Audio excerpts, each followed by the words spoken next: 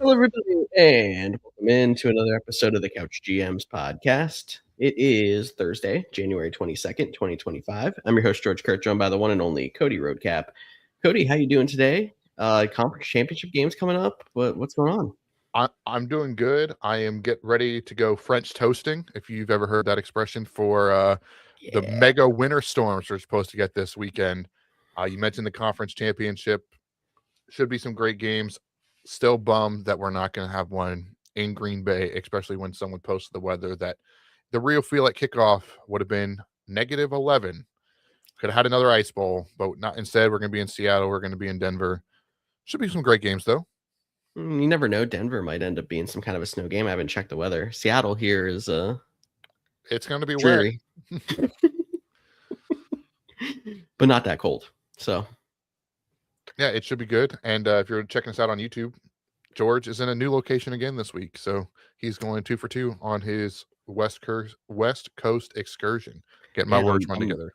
I'm on location for the NFC Championship game. I think. I Kinda. I don't care. We can go off the rails already. There was a part of me that wanted to text you and be like, dude, you should just find a way to get the cheapest ticket to go to an NFC Championship game since you're in Seattle. Like, I feel like that atmosphere would be incredible. Yeah, honestly, it would be, but not cheap, as you'd kind of expect. I mean, it's not like we're going to somewhere that doesn't have great fans. So, You'll just have to watch it at a sports bar.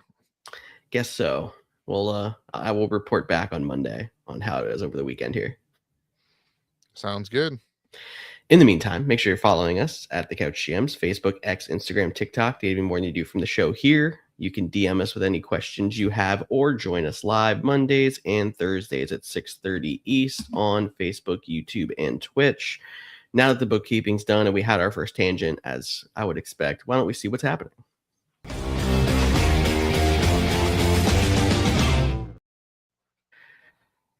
Plenty to get to in our news segment this week, but I want to start off with San Francisco in their postseason press conference. They were asked about Brandon Ayuk, and they had said it's pretty safe to say that Brandon Ayuk has played his final snap in San Francisco. You have to figure, even with the injury that kept him out this whole season, that he is going to draw some kind of interest on the trade market. So, what do you think are some potential landing spots? I mean, I don't think he's getting traded. I think he's getting cut. Oh, you don't think anyone would throw a 6 or a 7 out there? Why would you? He's coming off of an injury that he held him out a whole extra year. He didn't come back. Some of that was some off-season stuff or off the field stuff, it seems, or butting heads with ownership and the coaching staff. We don't really know what happened there, but why would you get? They're going to cut him. I mean, John Lynch basically said that in his press conference that transaction will happen, and then you get to sign him to a 1-year contract, maybe a 2-year contract, prove it kind of deal, then take on his current contract. So I'd expect him to be cut. The contract is not something I thought of in this situation because he did just sign an extension and has not played many snaps on that extension because of that injury that happened 2 years ago and then missing the season. Yeah, and I hate to just always bring it back to the Packers, but we saw last offseason like there was this whole back and forth with like and this is obviously a defensive player, but the Packers, are they going to trade Jair Alexander? Are they going to have to cut him? And the contract was a big part of it. Former All-Pro, and obviously the injuries had caught up to him at this point, and that's why he stepped away midway through this season. However, even for an All-Pro player, they couldn't get a 6th or 7th round pick. They cut him and they go on, and I think that's what's going to happen to Brandon Ayuk. Good news is if he can get back, he's still young enough that he can make an impact in this league and be relevant again in the future. But he's going to have to earn his way back. Yeah, I agree with that, but I do think there's some teams that are on the contention spectrum that would be interested in bringing in a guy like that on a prove it deal, seeing if they can open that window for a year, even if they know they can't sign him long term, because they could use the help, like a Buffalo, for example. I don't know how much Denver likes their guys outside of Sutton. Like, it seems like they've been solid, but like Ayuk, you'd think would be a step up from Mims and maybe even Franklin. Teams like that. No, I think Buffalo is a really intriguing name. Although they are near the bottom in terms of cap space. So, but if they could get that veteran minimum there, I would have said Tennessee would have made a lot of sense for them. The Calvin Ridley experience hasn't worked out. They have the most cap space heading into the season, but we're going to talk about their new head coach and where he came from. I And they're don't going think to trade for AJ Brown. So I don't think they're doing that, but I don't think they're going to get Brandon Ayuk with their new head coach. no, The team that I am looking at though for Brandon Ayuk, and maybe it's the easy prediction, is the Washington Commanders. They're going to lose Debo Samuel no. this offseason. He will be a free agent. Ayuk and Jaden Daniels played together at Arizona State. They could use an extra piece next to Terry McLaurin as Jaden Daniels gets back next year. I think that makes a ton of sense. I think he would go there for a lower end deal. So if he wants to be in the competitor range, I think he would go there. If you wanted more of like the rebuilding, somebody needs him. I think if you would look at, the Raiders, they have the second most amount of cap space. If he just wants the most amount of money, I think the Raiders could throw a bunch of money at him. Same with the Jets outside of, Garrett Wilson already being there. Those would be the other smaller names, but I like Buffalo. Uh, but Washington would be my top choice for where I think he's going to go. I feel like New England could be in the mix too, trying to find somebody still to kind of go along with Booty and Diggs. But yeah, Washington's only interesting to me because they already have Debo. But he's a free agent. Okay, so they're going to change San Fran wide receivers. Yeah, and actually, I'm glad you brought up Debo because I looked up his contract to see if he was a free agent, so he will be one. It was one of those weird, we're going to add a bunch of void year contracts on him. So he's a free agent, but he's going to cost $12 million against the cap. Oh, So that's going to handcuff them a little bit. Although they are the oldest roster in the league, so there's going to be some veteran contracts starting to come off the books. yeah, and I think they're still top 10 most cap space going into the season. So they did a good job of trying to keep the window open short term, but they did not do a good job of building long term around Daniel. So it's interesting to see if they're going to rebound. yeah, so what better choice to go get him one of his top colleges or top targets from his college days? True. Very true. So we'll see if Brandon Ayuk gets cut soon or if it ends up moving closer towards the free agency opening. But I wanted to talk Bills postseason press conference because their owner and GM, Terry Pagula and Brandon Beane, had some wild things to say. Their owner actually jumped in on a question saying that drafting Keon Coleman was not the front office's fault. He blamed the former coaching staff. Twitter's now been digging since then. This is my favorite part of Twitter to find footage of their GM saying that he really wanted Keon Coleman and that it was Keon Coleman the whole time. He also went on to say that they fired Sean McDermott because of the loss to the Broncos, following it up immediately by saying they only lost to the Broncos because of the referees. So I am sorry, Buffalo. They are not showing out too well for you right now. Yeah, that was an interesting. I thought the Ravens owner was a fun one. Yeah.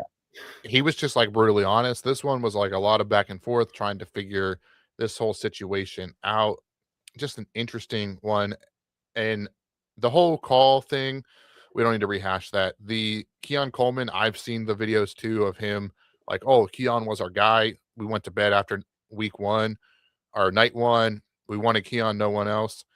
And then they're like, oh, no, Brandon didn't want Keon, the coaches did. And that ended up being why he had a down year. I think Keon Coleman is still a talented receiver. Uh, I don't know if I'd want to be in Buffalo anymore after the owner is saying stuff like that, but maybe like the GM can like course correct and be like, hey, that came from him. I don't know where that came from here. And he can use those Twitter videos. Like, here's proof that you were our guy.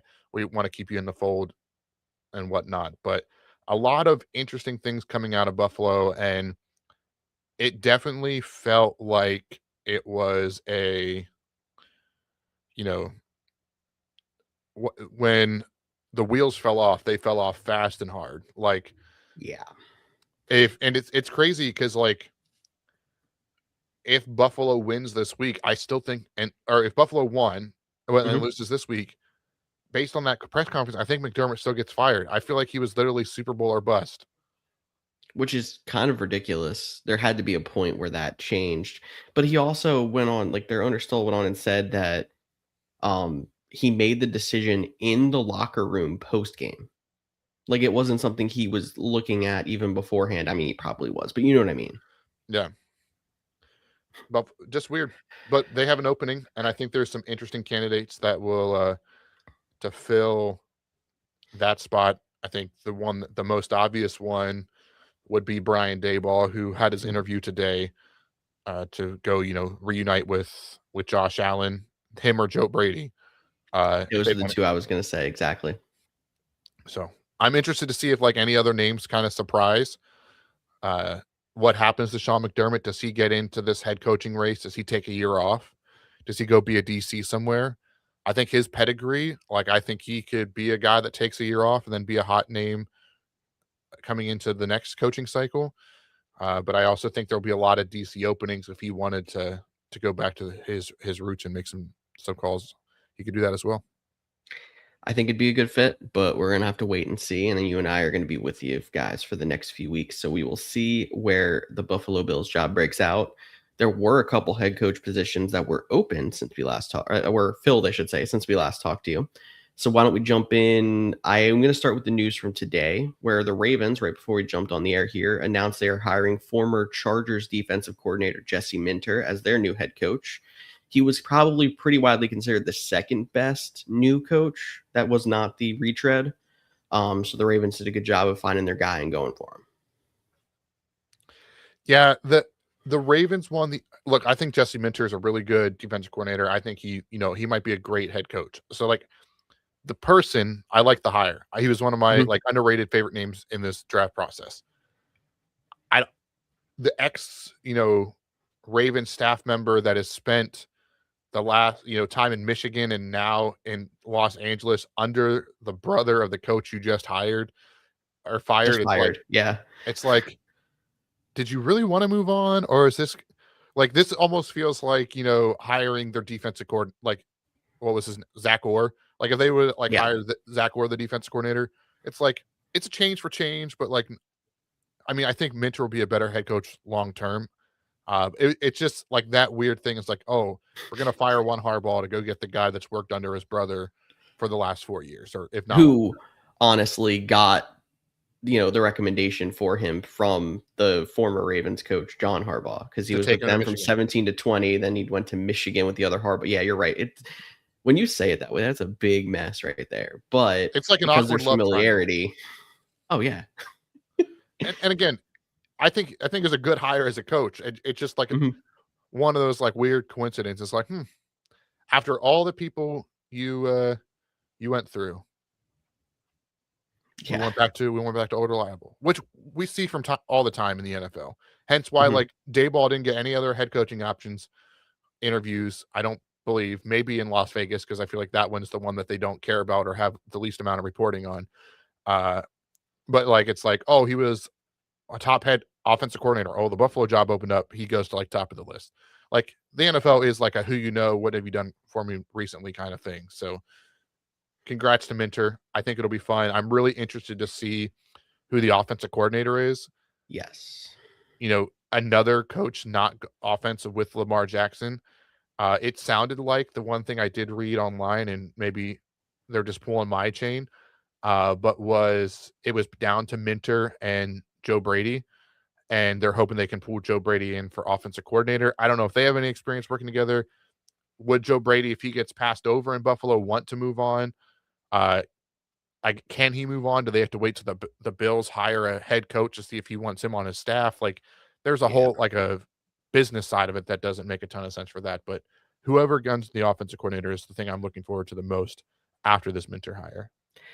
The one offensive coordinator name for Baltimore that I heard that wasn't what you said was Cliff Kingsbury. And there was reports that Lamar behind the scenes, who's been sitting in on some of these interviews, because they did say he was going to be part of the head coaching interviews. And Cliff Kingsbury, if I'm not mistaken, interviewed for head coach for the Ravens as well. Lamar's interested in him as OC. So that's a possibility as well. He's worked with Daniels and he's worked with Murray. yeah, Kyler Murray. So similar systems could work. hmm That would be a fun one too. I would Mhm. like that hire. So we'll keep an eye on that one. There's been a couple other OC positions that have been filled, but one other head coach position that was filled since we last talked. Cody kind of called this. I don't think it was on there. I think it was before he went on the air on Monday.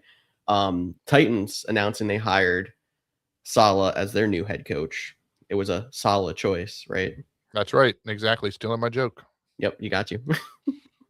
No, like you said, we talked about this right before. And if it's on the last show and I just forget, I apologize to who's going to hear this again.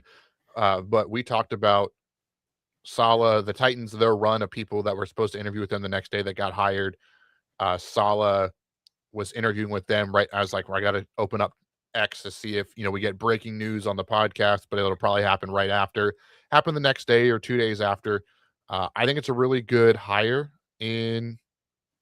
I like him a lot. I think he is a really underrated coach. I think he got the short stick for the Jets to cover up a lot of their problems. Like he had that team when all the quarterback injuries and Mike White was starting, they didn't get to 500, but it was close. Like he had them playing hard.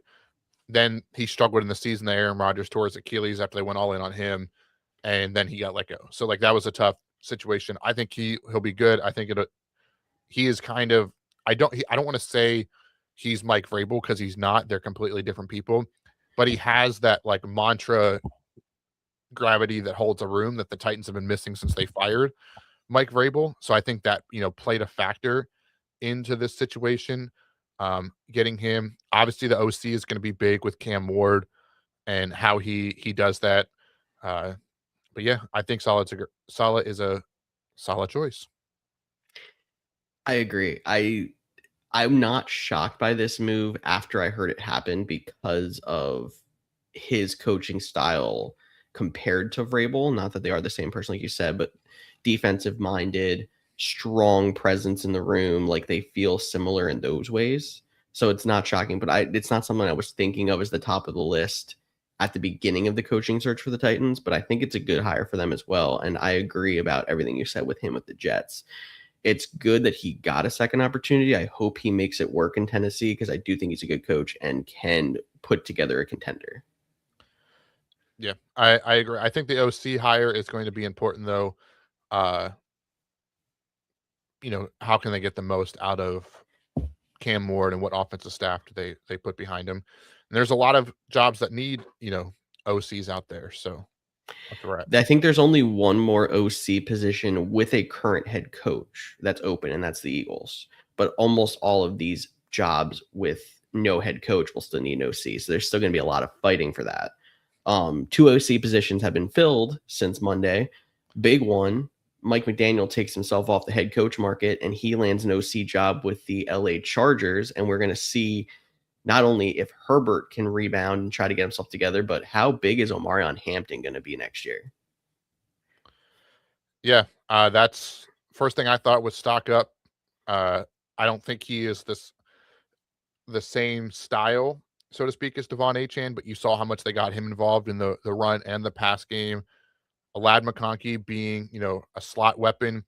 Could he be more of that like over the tight end, position that he has made work, or maybe to make a big boost for Gadsden? I think, and then even like Quentin Johnson, he had his best year, but he's a speed guy on the outside with Herbert. Like, I think that is a really fun pick. I thought all along Mike McDaniel was going to end up in Tampa Bay just because of the weapons.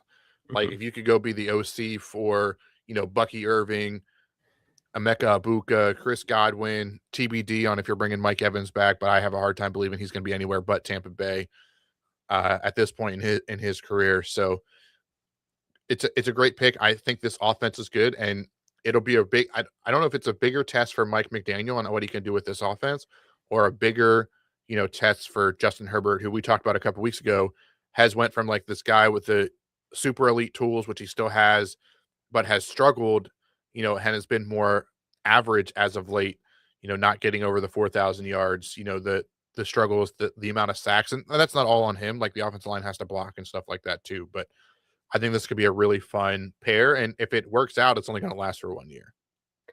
Very true. And I almost didn't in my head pair McDaniel and Jim Harbaugh, together in like how they want to play the game. But if you think about it, they're both run first coaches. But I think McDaniel kind of brings that like new age creativity, a lot of motion, finding ways to use play action, but they still run those drop back and throw kind of, West Coast style offenses. So they do fit together pretty well. And I think it's going to be a pretty good combo.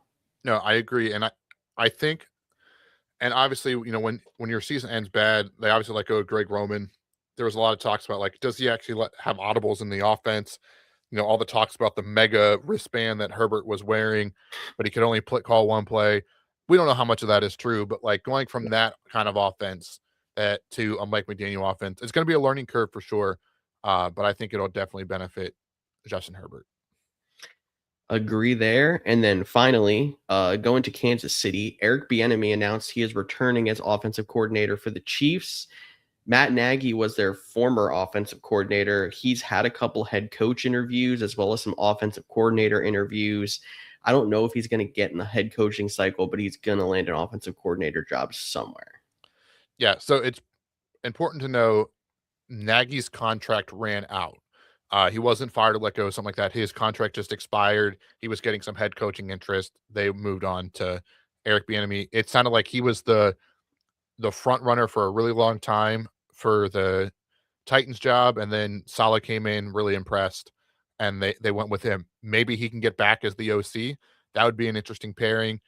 He might be still in the running for the Cardinals job. I think that's another one that's been kind of hit or miss on reporting, so to speak.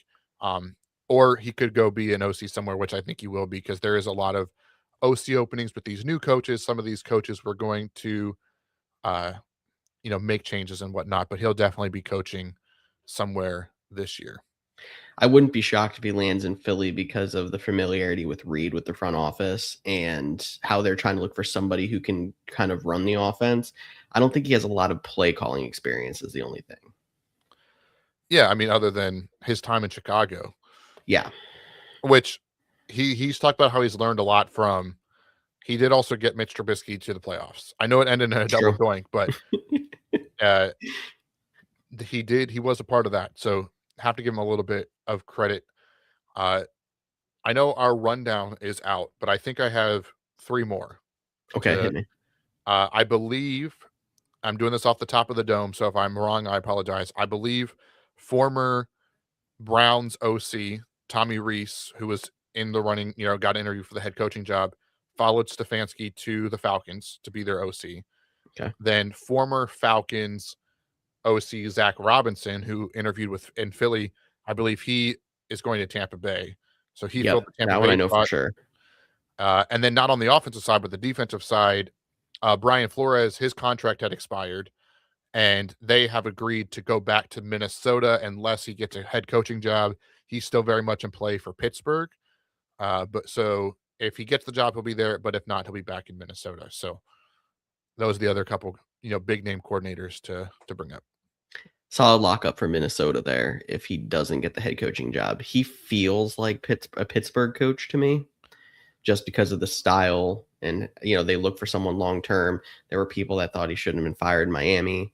And I think he's a solid head coach candidate. So I wouldn't be shocked if he gets that job. But if not, he's probably in the top 5 to 7 defensive coordinators in the league right now. So it's a solid move by Minnesota to lock him up. I'd probably say even top 3.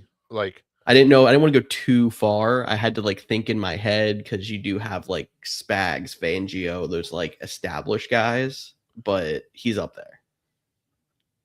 Yeah, I think I would Fangio is he's like the Godfather, right? Mm-hmm. But it's there's part of me that I think their systems are so different, it's hard to compare them apples to apples. Yeah. That's also a part of it. I'm also intrigued to see if he ends up in Las Vegas, with the connections of his time in Miami, with Tom Brady being a part of the search. Could he be a culture guy that would be a good fit out there in Vegas as well? So I would love to see him get a head coaching job because I hate going up against him twice a year. And I'm not even playing. I'm just watching. Oh, yeah, exactly. All right, Cody, why don't we jump in and look at the championship weekend? This is your playoff preview.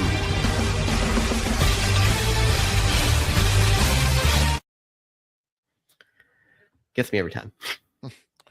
I also should throw out there one more defensive coordinator, Christian Parker, Eagles. Vic Fangio is going to be the Cowboys DC to replace Matt Eberflus. So good pull by the Cowboys. Honestly, don't like it, but for reasons that I think it was a very good hire by them. I agree. All right, championship weekend, 2 games on the slate. We got Patriots at Broncos. First off, Broncos 4.5-point underdogs after losing Bo Nix. 42.5 on the over-under, as there's 2 solid defensive teams on the docket here. Big injury news besides Nix. J.K. Dobbins, limited participant in practice after they opened his practice window. And I won't lie, I didn't know he was even going to have a shot to come back this year. Yeah, I think the Dobbins thing is intriguing. I don't think he's actually going to make it back this week. It's going to be, if he makes the Super Bowl, I think there'd be a good chance he would play there. Can Jarrett Stidham get them over the hump? Like, their defense has been good all season long. We've talked about that for sure. However, oh man, my bookmark went away. I will have to find my defensive stats. But the Patriots have struggled. There's no doubt about that. Like, they've won a lot of games, but it hasn't been pretty. I shouldn't say struggled. It hasn't looked good, right? So that's why you don't fully buy in to them. But what I was going to say about the Denver defense is, over the last couple weeks, they have really started to give up more and more points than I think people realized. So, like, if we're looking last week to the I don't know why it took me to Bills Broncos 2 seasons ago, or like last season when they played. Why is this being so difficult? Stop. I'm gonna lose myself. I'm gonna lose my mind. I'll lose my mind. Anyways, what was it? 30 points they gave up last week to the Buffalo Bills. George, you all right there? Heard a big pop. Yep. Huh. The ring hit the desk. My bad. Don't have mine on. Don't tell my wife. She's probably watching. She doesn't care about me like that. Anyways, here we go. So they gave up 30 points to Buffalo. Obviously they had the good week against the Chargers in week 18. But I don't think the Chargers played anybody. The Chiefs the week before that, they played the 3rd string quarterback. So we're going to exclude those. But then they gave up 34 points to Jacksonville, 26 to Green Bay. If you want to, they 27-26 to Washington. They had a 17-24 close game against the Raiders. So, like, this team has been giving up points, and that's where I think they're not playing at the level the Texans were playing. That it literally took the quarterback throwing 5 interceptions for them to lose a game. Yeah, it did. So and with no Bo Nix, I don't know how much I trust Jarrett Stidham to get the job done. It is at home. Maybe they can overcome it. Maybe they can go on, a backup quarterback run. It's not unheard of. We've seen it before. But I like the Patriots in this one to get back to the Super Bowl, which I can't believe it happened already. Yeah, right. It's like we just finished with the Tom Brady thing, and then there was Patrick Mahomes jumping in, and as soon as Patrick Mahomes misses the playoffs, hey, look, the Patriots are back. Did you miss them? Not really. But no, I don't see a way that they lose this game because of Stidham. And it's not really a hit on him, but it's like that's a big position to put your backup quarterback in when he's not. He's a backup for a reason. Let's be honest. And the biggest problem about the whole thing is the Broncos haven't been able to establish a run game very well, which is what you're definitely going to have to do if you're trying to mask a backup quarterback. Maybe if Dobbins can come in and get 5 to 7 carries, even, it might help them out. But I don't know if it's going to be enough to jump over this Patriots defense, who part of me doesn't want to give them a lot of credit for last week, because I think Stroud's been playing so bad that he has given up a lot. It's been a lot of giveaways, not takeaways. I know they count as the same thing in the stat book, but you know what I'm saying. But still, it's not like that game for the Patriots defense was unusual. They've had a lot of success this year. So I don't see them losing to a backup quarterback in a big game like this. Yeah. The only thing I will give them is the playing at home, playing a good defense. Drake May, you know, he's made some incredible throws. He has also been a little bit careless, especially with fumbles. They can get after the quarterback. Um, I think if like the defense, I think the defense, despite what I said at the top, if they can keep them in the game, if they can have, an elite performance, I think there is a world where the Broncos can win. I mean, this isn't the Broncos defense is really good. I don't think it's the one that like literally limped Peyton Manning to his last Super Bowl, but like Yeah, last time we saw the Broncos win a Super Bowl, we were like, do we need to play Brock Osweiler? Because Peyton Manning is like dunzo. but And like Brock Osweiler was so bad that they still benched him for Peyton Manning again, even though he was Dunzo. right, that's what I'm saying. Like, so obviously different regimes. It's been a long time. I can't rule Denver out because of how well they've played and how many times that they've been in it till the end, or had those late comebacks. Kind of not to the same extent as the Chicago Bears, but just another team that's like hard to put away. And kind of like last week, like that Texans game, despite all the turnovers, it was very close until uh, May made that one big play to Kayshon Boutte, right That down the sideline, ridiculous catch. Yeah. throw and catch. Can Stidham get him one big play? Can he hit a play action deep shot to Marvin Mims or Troy Franklin? Can RJ Harvey break one screen?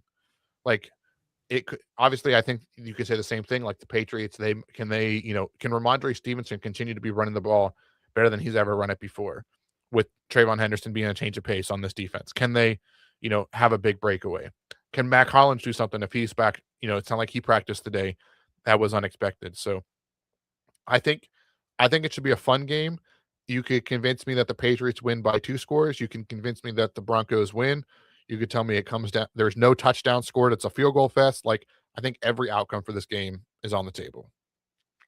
You're giving Broncos fans some hope that I think they desperately need after the gut punch after winning, but losing Bo Nix in that last game. So I guess it could go either way. I'm still picking Patriots. I hope it's a good game. I don't see it being a blowout just because of the way that both these teams play. Respect to defenses. Maybe it's not the most entertaining AFC championship game because of that. And people love to see the high flying explosive offense, but both these teams have gotten here for a reason.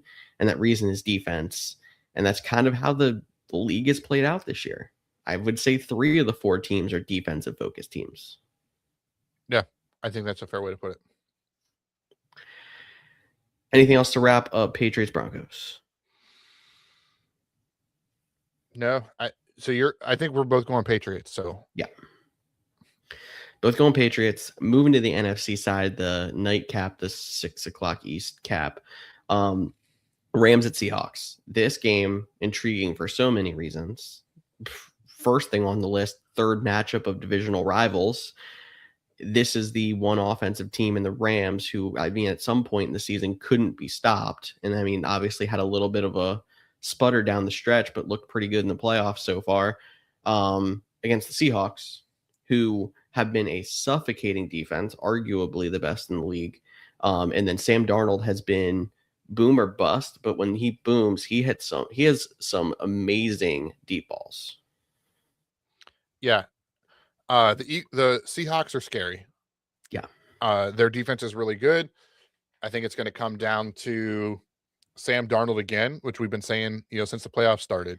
He hasn't been rattled like he was last year. This defense can keep him in it. I still, can the Rams capitalize? And you mentioned their offense. Their offense has been okay, but they really struggled against Chicago. The blitz got him. Matt Stafford didn't have any touchdown passes. It was 2 rushing touchdowns. However, in the clutch moments, he hit the big play to Devontae Adams on the sideline. And I think that, veteran savviness, playoff experience, former Super Bowl champion, like I like that about them. But I think Seattle has been slept on all year. I don't even want to pick them, but I'm going to. I think we're going to finally differ. And I don't want to sound like I'm sleeping on Seattle because I'm not. I think we've gotten past the point where we think that they're a fake team. They're legit. They said they belong here. I worry about when it comes down to the clutch moment because I don't see this game being a blowout in either direction. I trust Stafford with the ball a lot more than I trust Darnold. Darnold did great in that first playoff game, but I can't really say that it eased my fears of if playoff Darnold is going to return because they got a kick return touchdown on the first play of the game, and then their defense just strangled the 49ers. It was never a game. They didn't have to ask Darnold to do a lot, and I don't want to make that sound like a negative, but I feel like this is going to come down to a drive, 2 drives, and I trust Stafford more with that. No, I think that's a valid point. And not to your point, I think it's going to be a close game. Their first matchup, the Rams won 21-19. Their second matchup, the Seahawks won, what was it, 38-37 in overtime? Yes. Like 1 point difference between, in the point differential in the 2 games. That game also didn't have Devontae Adams, so Adams will be back for this one. I can't remember. I can look quick if he was in the week. I imagine he was in the week 1 game. That was before he would have been before his hamstring injury resurfaced. But they're going to get Devontae back. There was the controversial 2-point conversion the last time. Can they come in? Who's going to win this? I think it's going to be a lot of fun. I think you mentioned special teams, like could be a difference maker. Like that's where the Rams have struggled. Rashid Shaheed has been, electric since he's gotten there and changed that, special teams unit, especially on the kickoffs, in a really good way. The other thing I will say about this game, in which I think is giving me another reason to pick the Seahawks, is they have the extra day, and they only had to play 3 quarters before they started pulling their people. The Rams had to play 5. The Rams had to play basically 5. Yeah. So, and they have to go on the road again. To win a 3rd game on the road to get to the Super Bowl, I think is very tough. That's why I'm ultimately going to go with the Seahawks in this one. No, you make good points. I'll try to rebut you as much as I can here. When it comes to special teams, the Seahawks have been better. I think Rashid Shaheed might end up being trade deadline acquisition of the year, which is not what we expected. We kind of brushed over that move when it happened originally. But if not what he does on offense, what he's done on special teams for Seattle has been amazing. I think the Rams have solved some of their special teams issues. It seems like their kicker situation is better than it was most of the season. Shout out to the thicker kicker over there, Harrison Mevis. I'd be remiss if I didn't mention him. But it's going to come down to, does familiarity hurt the defense? Really? Like there's a better chance that the Seahawks blow out the Rams than there is of the Rams blowing out the Seahawks. I don't expect either of them to happen. I expect it to be a close game, like I said. But if the Seahawks defense can do similar to what the Bears did last week and get to Stafford on the rush, and they don't rebound this week, like they can put up more than 17 like the Bears did, or 20, I guess ended up being. But you know what I'm saying. And then just to take your stat of like trying to show the 2 matchups this year even further, I know they were different teams last season, but to show how close these 2 teams are matched up, in the last 4 games that they played against each other, they are 2-2. This goes back to the beginning of the 2024 season. 109 points for the Rams, 107 for the Seahawks, 2 points different. Rams are outgaining the Seahawks by 10 yards, 1599 to 1589. Wow. Should be some close games. Should be a lot of fun. Yeah. I'm looking forward to this one. I think Seattle's going to win. I am not rooting for the Rams. I'm rooting for Devontae Adams to get a ring. Make that very clear. But that's what I would like to see. I'm going to pick the Rams. Of course, they're your brother in LA. My brother's not in LA. No, not your actual brother, George. I'm a Chargers fan. I don't know what you're talking about. Would that make me hate them more? No. I pick all my fans. No, this is. I never had fans. Sorry. This isn't baseball. Like, I don't think the Cubs care anything about the White Sox. It's fair. The Yankees and the Mets don't like each other. Yeah, that one. That's where I was going to go with. I'm like, this isn't Yankees Mets. But then I was like, wait, I don't think the Cubs care anything. I don't about think the White anyone Sox. cares anything about the White Sox. Right. So maybe that's just the outlier. It's fine. Go Dodgers. Just kidding. I was about to say Your your fake Phillies fan card has been revoked. Well, they're your big brother out in LA. I'm a Chargers fan. I don't know what you're talking about. Get out of here. Just saying. You're wearing blue. Dodgers blue, it looks like. I was trying to wear Rams blue, being honest. Rams house, the dumbest chant. Oh, it's so bad. I'm sorry. At least they're in Seattle. That field should be electric. So Yes. Should be great. I don't know what else we got. We got anything else? We got nothing. We are ready to get out of here before you make more I'm a Chargers fan jokes. All right. Final question. I'm going to ask you to not pick the games, but I'm going to re-ask you on the air a question. Friend of the show, Kempy, sent us offline. Are we getting Mike and Mike, Sean and Sean, or Mike and Sean? So I'm going to take the odds and I'm going to pick Mike and Sean because there's two possible options for that. I'm taking Mike and Mike. I'm taking Mike and Mike. I want Mike and Sean, but only if it's NFC Sean. I don't want AFC Sean. You really don't like AFC Sean. You haven't liked AFC Sean since he was in New Orleans. I don't really like any of this. Is going to be. We don't have time. One of the we do have time, but more fascinating Super Bowls. Like, obviously, numbers are going to go up. Numbers are going to be great. Halftime show is going to be fantastic. Like, there's going to be a lot of. But like, if it's Patriots Seahawks or Seahawks Broncos or even Rams Patriots, like these are all like repeat options of Super Bowls that we saw not that long ago outside of Patriots Seahawks, which is another option. Like the other ones were kind of duds. Like, will history repeat itself? I didn't even think about Seahawks Broncos was the worst Super Bowl in our memory. Yeah, Seahawks Broncos was obviously the Broncos got beat like 55-3 or something like that. I don't say it was 8. It was a scoregami, if I'm not mistaken. And then you had Rams Patriots. I voted for both punters to be MVP multiple times. Yeah, and then like I mentioned, Patriots Seahawks. Obviously, that's the Malcolm Butler thing. I guess we haven't had Rams Broncos in a while. Maybe ever. Probably never. But it's also funny because if you had asked us before the season, like if we had to pick some different teams, like I would like, yeah, we would like to see some parity. And it's funny in the way that we got parity with teams that have been there at least in recent memory, but they're much different teams. The Rams maybe not as much because it's still Stafford and company. It's still Stafford. They've been in the playoffs.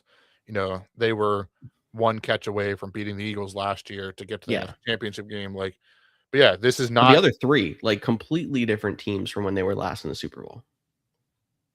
Very fascinating for sure. All right. I think that's it. That's all I got. All right. That's my cue to hit our buttons. But thanks for joining in. Let us know in the comments if you have the Seahawks, you got the Broncos, or the Patriots. We'll be back on Monday talking about the reactions and getting us ready for the Super Bowl matchup. You can find us live at 6:30 p.m. Eastern Time on Facebook, YouTube, and Twitch in your podcast feed the next day. And if you have any questions or want us to play in your DFS leagues or want questions about that, hit us up on social media at the Couch GM. I'm Cody Roadcap. That's George Kerr. We'll talk to you all next week.